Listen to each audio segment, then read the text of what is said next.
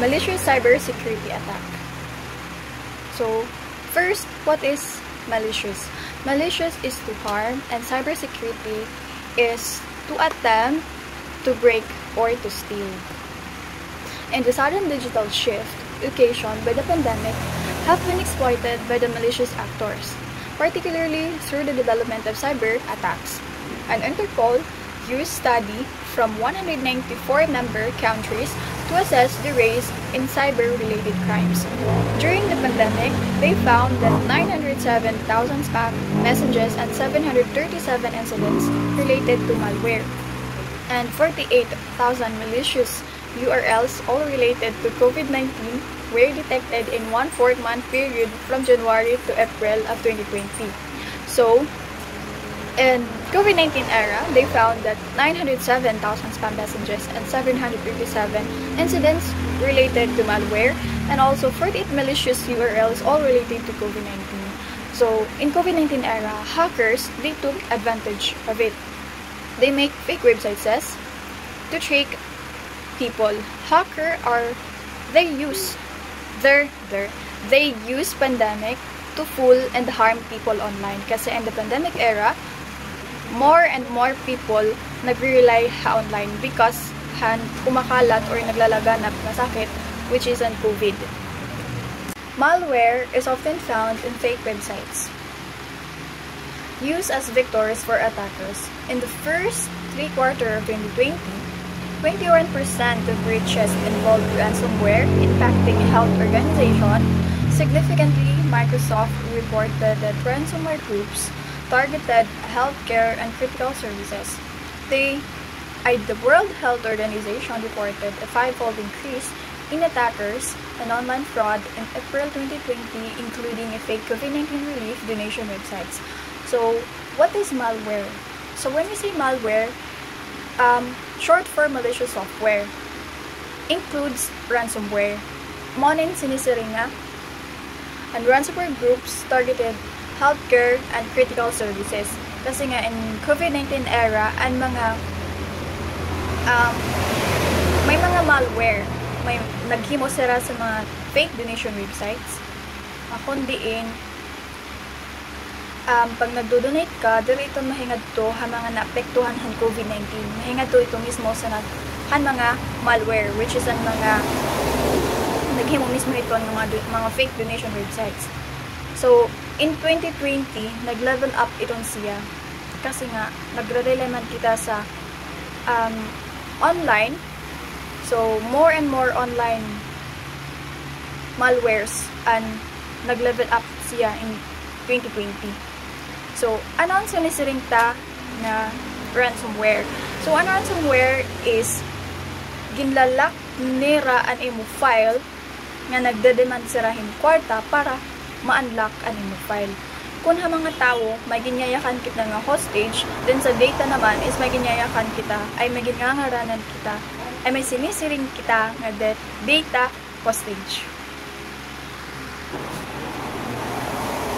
Second, compromised content.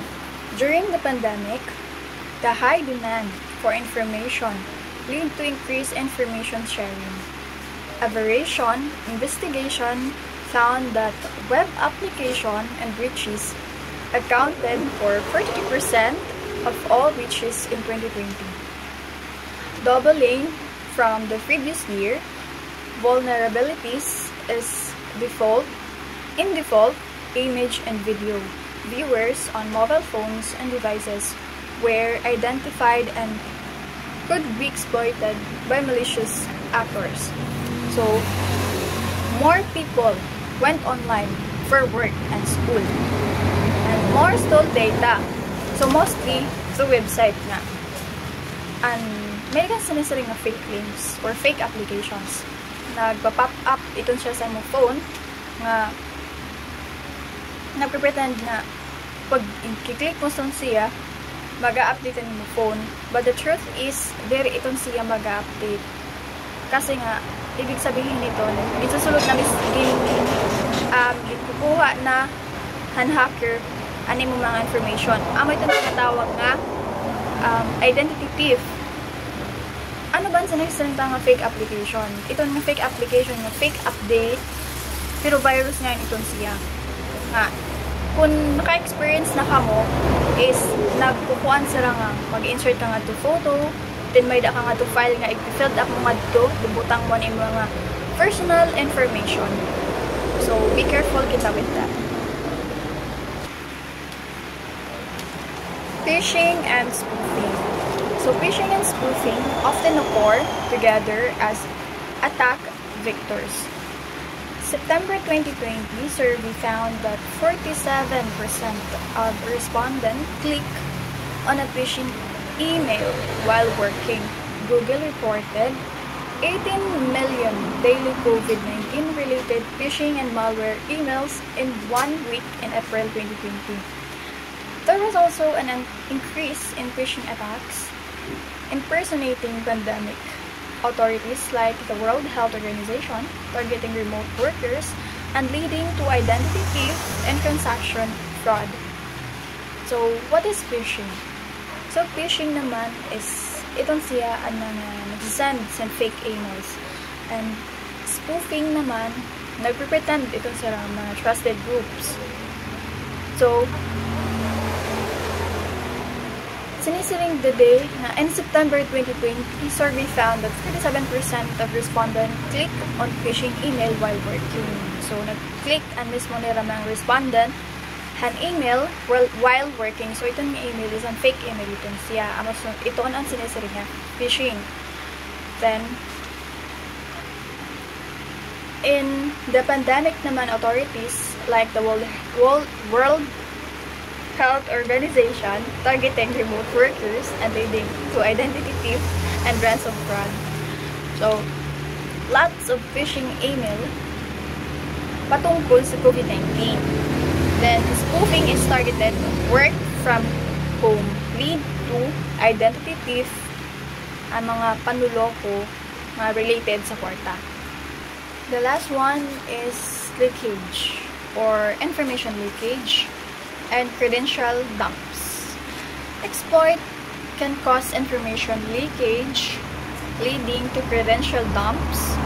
Risk-based security reported 2,953 public breaches in the first 3 quarters of 2020.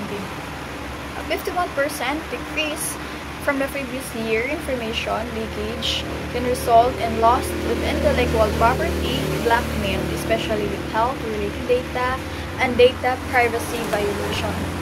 So, ano ang sinisaring ta na exploit? So, exploit is ang mismo ng mga sinisaring ta nga hackers, nabibiling sila sa butas kung diin sila makakasulod.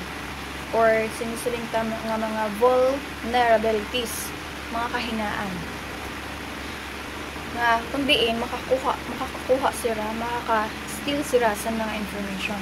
So, when we see leakage naman is private data get exposed by the hackers. Then, ang credential dumps is blackmail kanila.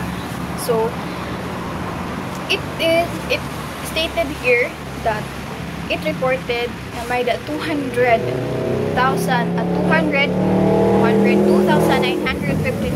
public breaches in the first 3 quarters of 2020 and 51% decrease from the previous year.